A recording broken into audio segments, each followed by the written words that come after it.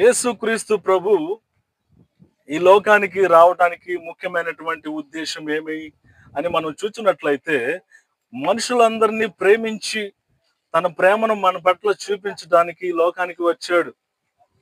యేసుక్రీస్తు ప్రభు మనల్ని ఎంతగానో ప్రేమించాడు. ఆయన వచ్చినప్పుడు చిన్నపిల్లలను నా ఎద్దుకు రానీయుడు, ఇలాంటి వారిదే పరలోక రాజ్యం అని యేసుక్రీస్తు ప్రభు తెలియజేశాడు. వారందరినీ తన యొక్క చేతుల్లోకి తీసుకొని వారిని ఆశీర్వదించినట్లుగా మనం చూస్తూ ఉన్నాం. యెరూషలేములో యేసుక్రీస్తు ప్రభు వెళ్ళినప్పుడు ఆయనను చూసి ఎంతో ఆనందభరితులై చిన్నపిల్లలందరూ కూడా ఆయన్ని ఆహ్వానించారు. ఇటువంటి మట్టలు మన చేతుల్లో కనిపిస్తూ ఉన్నాయి కదా, ఈ మట్టలు పట్టుకొని యేసుక్రీస్తు ప్రభువుని జై జై అని ఆ రోజు యూదులకు రాజు అని స్వరమెత్తి అందరూ ఆయన్ని స్తుతించారు.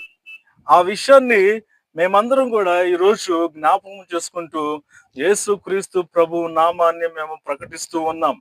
అయితే మనం అందరం కూడా తెలుసుకోవలసినటువంటి విషయం ఏమిటి అంటే, యేసుక్రీస్తు ఈ లోకానికి వచ్చింది కేవలము కేవలము ఆయన ఈ లోకానికి వచ్చింది మరి చూసినట్లయితే పరలోక రాజ్య విషయాలు తెలియచేశాడు. అంతేకాదు, మనందరము నశించిపోయేటువంటి పరిస్థితుల్లో ఉండినప్పుడు పాపం ద్వారా మనకు వచ్చినటువంటి శిక్షను ఆయన భరించాడు, శిలువ మీద మరణించాడు. మూడవ దినాన తిరిగి లేచి మరల తన శిష్యులందరికీ కనిపించి నా నామాన్ని ప్రకటించండి అని యేసుక్రీస్తు ప్రభు తన శిష్యులకి ఇచ్చినటువంటి బాధ్యత, ఆ యొక్క పరిచర్య. అయితే ఈ భూమి మీద అనేక మంది ప్రజలు ఆయనను నమ్ముకున్నారు. ఆయనను విశ్వసించడం ద్వారా గొప్ప రక్షణను పొందుకున్నారు. ఎటువంటి రక్షణ?